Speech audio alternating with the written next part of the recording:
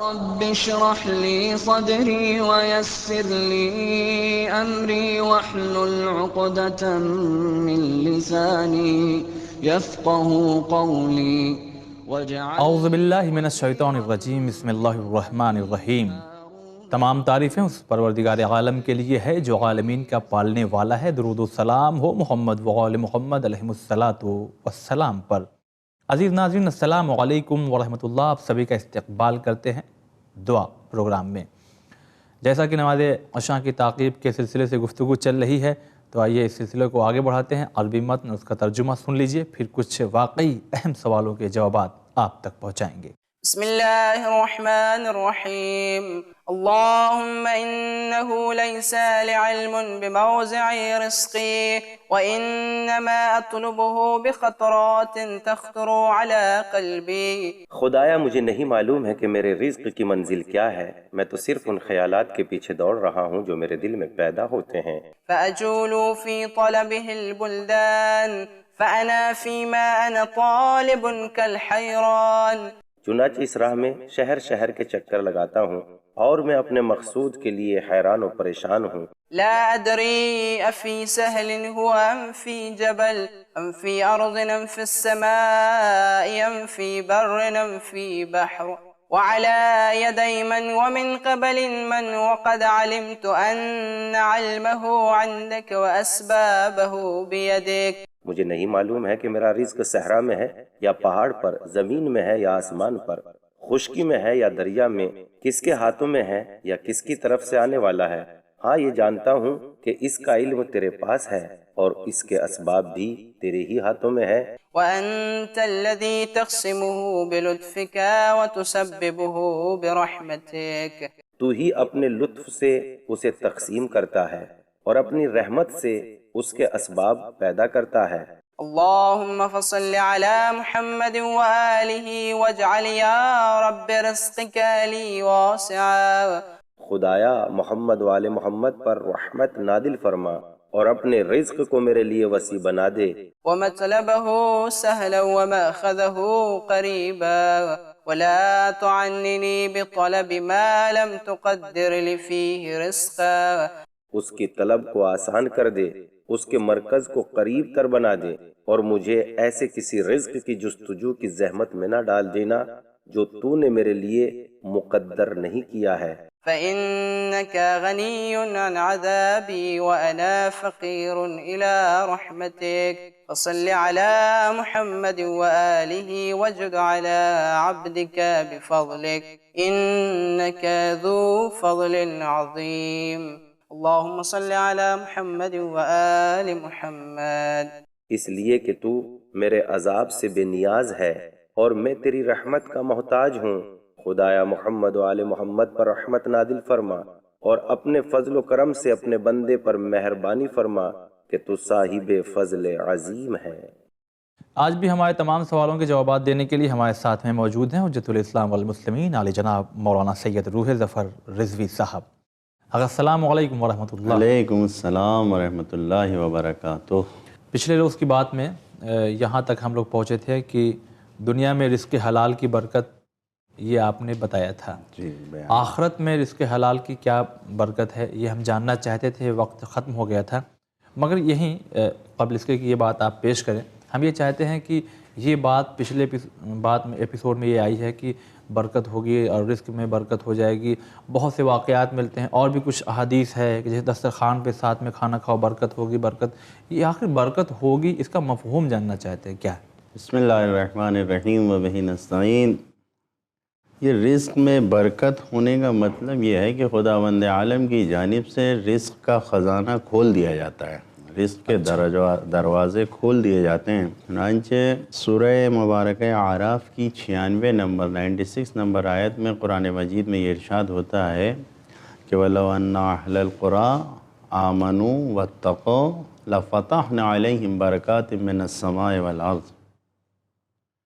اگر یہ بستی والے یعنی یہ دنیا والے اگر ایمان لے آئے، آمنو ایمان لے آئے، واتقوا تقوی اختیار کریں، تو ایمان اور تقوی کا فائدہ یہ ہوتا ہے کہ لَفَتَحْنَا عَلَيْهِمْ بَرَكَاتٍ مِّنَ السَّمَاءِ وَالْأَرْضِ، آسمانوں کی اور زمینوں کی ساری برکتوں کے دروازے کھول دیے جاتے ہیں۔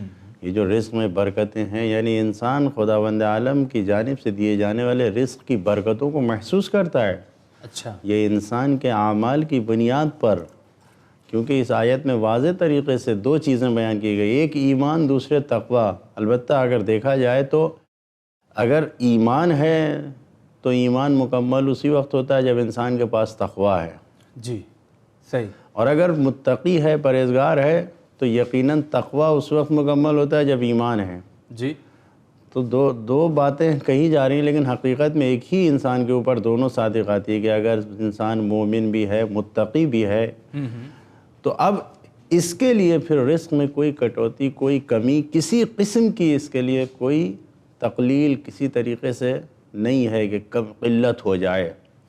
ہر اعتبار سے خداوند عالم اس کے لیے برکتوں کے دروازے کھول دیتا ہے، یعنی یہ رزق ایسا ہوتا ہے کہ جو ختم نہیں ہوتا ہے، یہ تمام نہ ہونے والا رزق ہے۔ جیسا کہ آپ نے کہا مثلا واقعات ملتے ہیں کہ رزق ان کے ہاں جاری ہے، ساری ہے، ختم نہیں ہو رہا ہے۔ اچھا، رزق بھی خالی بہت سے حضرات ہیں جو یہی سمجھتے ہیں کہ بس دولت آنا، کیا واقعی صرف یہی ہے نہیں، یا صرف دولت کا آنا رزق نہیں ہے۔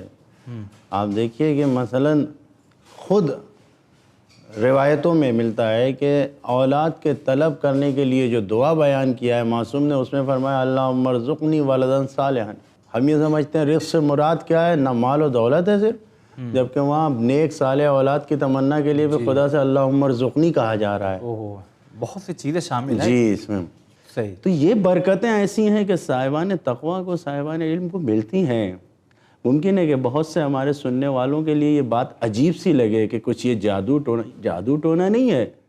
یہ انسان جب تقوی کی منزل پر پہنچ کے خداوند عالم سے اپنے آپ کو نزدیک کر لیتا ہے جی تو اس منزل پر آتا ہے کہ جہاں پر ارشاد ہوتا ہے حدیث میں عبدی اطینی تک مثلی یا مثلی، اے میرے بندے میری اطاعت کر تو میرے جیسا ہو جائے گا۔ میں کہتا ہوں کن فیکون، میں کہتا ہوں ہو جا، تو بھی وہی کہے گا اور ہو جائے گا۔ یعنی اطاعت کر کے خداوند عالم کی قربت انسان حاصل کر لے اگر، جیسا کہ اس آیت میں ارشاد ہوا ہے کہ انسان ایمان اور تقوی کے ذریعے زمین و آسمان کی ساری برکتوں کو نازل کر لیتا ہے۔ یہ برکتیں ختم ہونے والی نہیں ہیں۔ مولائے متقیان ارشاد فرماتے ہیں کہ بالعدل تتضاعف البرکات، اگر انسان عدل و انصاف سے کام لے رہا ہے تو برکتیں بڑھتی جاتی ہیں۔ جی جی، ایمان، تقوی، عدالت، یہ ساری ایسی صفات ہیں جس کو خدا پسند کرتا ہے۔ اگر یہ کسی انسان میں آ جاتی ہے تو برکتوں کو اکٹھا کرتا ہے۔ یقیناً انسان کو ان چیزوں کو حاصل کرنا چاہیے کہ برکتیں اور رزق خود بخود انسان کے پاس آئیں، آ جائے۔ چلیے وہ جواب مکمل ہو جائے، ہمارے ناظرین کو واقعی بڑی بے صبری کے ساتھ انتظار ہوگا کہ حلال رزق کا دنیا میں کیا فائدہ ہے۔ یہ تو بیان ہو چکا اور برکتوں کے سلسلے سے گفتگو ہمارے ناظرین تک پہنچی۔ آخرت میں کیا فائدہ ہوگا رزق حلال کا؟ یقیناً اس دن گفتگو کل کے پروگرام میں رہ گئی تھی۔ آخرت میں یہ رزق حلال ہم کو کیا فائدہ پہنچائے گا؟ سب سے پہلے جو چیز انسان کے لیے سوال کا مرحلہ بنتی ہے وہ یہ ہے کہ انسان پل صراط سے کیسے گزرے گا، کیونکہ روایتوں میں بہت سختیاں بیان کی گئی ہیں۔ جی جی، وہ پل جو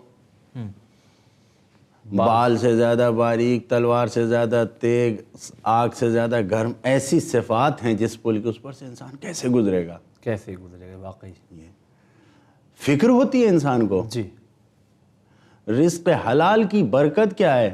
نبی کریم نے فرمایا کہ اگر انسان رزق حلال اپنے ہاتھوں کی کمائی ہوئی کھاتا ہے، پاکیزہ کمائی کھاتا ہے، تو وہ پل صراط سے بالکل بجلی کی رفتار سے گزر جائے گا۔ اوہو، چشمے زدن میں جو کہا جائے، گزر جائے گا۔ چنانچہ ارشاد ہوتا ہے من اکل من قد یدہ مر علی الصراط کالبرق الخاطف، جو اپنے ہاتھوں کی کمائی کو کھائے گا، من قد یدہ یعنی ہاتھوں کے میل، ہاتھوں کی محنت کو کھائے گا، وہ پل صراط پر سے کالبرق الخاطف تیز بجلی کی طرح گزر جائے گا۔ یہ سب سے اہم فائدہ کہ پل صراط کے لیے انسان نہ جانے کتنی تدبیریں کرتا ہے، صحیح، یعنی رزق حلال کتنا زیادہ انسان کو برکتیں دے رہا ہے. واقعی پل صراط سے گزرنا آسان کام نہیں ہے. پل صراط سے انسان کو رزق حلال گزار دیتا ہے، اور وہ بھی بجلی کی رفتار سے. جی. دوسری چیز، اللہ کی رحمت، اللہ کی نظر کرم، اللہ کی رحمت انسان کے اوپر ہو جاتی ہے. یہ تو بہت بڑی بات ہے. رزق حلال کی برکت ایسی ہوتی ہے کہ انسان جو رزق حلال کھاتا ہے اللہ کے عذاب سے محفوظ رہتا ہے. صرف شرط یہ ہے کہ پاکیزہ کمائی اپنے ہاتھوں کی محنت کے انسان کھائے. بے شک. یہاں جو روایت میں یہ آیا کہ اپنے ہاتھوں کی کمائی، مقصد یہ نہیں ہے کہ بیل کدال لے کر انسان ہاتھ سے زمین کھودے تو یہ ہاتھ کی کمائی. مقصد یہ ہے کہ جو اپنی محنت سے انسان حاصل کر رہا ہے، کہیں سے اس میں کچھ حرام کا بالکل شائبہ نہیں ہو، کہیں سے بھی وہ شامل نہ ہو اس میں، جو اپنی محنت سے حاصل کر رہا ہے. لہٰذا یہاں پر بھی پیغمبر اسلام کے قول سے سہارا لے کے یہ بات آپ کے سامنے عرض کر رہا ہوں کہ من اکل من قد یدہ نظر اللہ علیہ بالرحمہ ثم لا یعذبہ ابدا. جو انسان اپنے ہاتھوں کی کمائی کھاتا ہے، جو اپنی محنت کی کمائی کھاتا ہے، خداوند عالم رحمت سے اس کی طرف دیکھتا ہے، اور اس طریقے سے رحمت سے دیکھتا ہے کہ ثم لا یعذبہ ابدا، کہ اس کے اوپر پھر کبھی وہ عذاب نہیں کرے گا. ابدا یعنی کبھی بھی. ابداً کے معنی ہوتے ہیں ہمیشہ، یعنی کبھی بھی نہیں. جب اللہ نے نظر رحمت سے دیکھا، یہ برکت کہاں سے مل رہی ہے؟ رزق حلال سے. رزق حلال. اللہ کی رحمت انسان کو شامل حال ہو رہی ہے، اپنے عذاب سے دور. نہیں ہو. رزق حلال کی برکت ہے. اسی طریقے سے تیسرا فائدہ جو بیان ہوا ہے کہ رزق حلال سے جنت کے دروازے انسان کے لیے کھول دیے جاتے ہیں. ساری کوشش انسان کی ہوتی ہے کہ جنت حاصل ہو جائے، جنت حاصل ہو جائے، جنت حاصل. جنت کہاں مل رہی ہے؟ رزق حلال کے ذریعے مل رہی ہے. رزق حلال سے جنت کے دروازے. فتح لہو ابواب الجنہ، یعنی من اکل قد یدہ، جو اپنے ہاتھوں سے حلال طریقے سے، حلالن کا لفظ آیا اس روایت میں. نبی نے فرمایا کہ صلی اللہ علیہ وآلہ وسلم فرماتے ہیں کہ اگر اپنے ہاتھوں کی پاکیزہ حلال کمائی کھا رہا ہے تو فتح لہو ابواب الجنہ، اس کے لیے جنت کے دروازے کھول لیتے ہیں.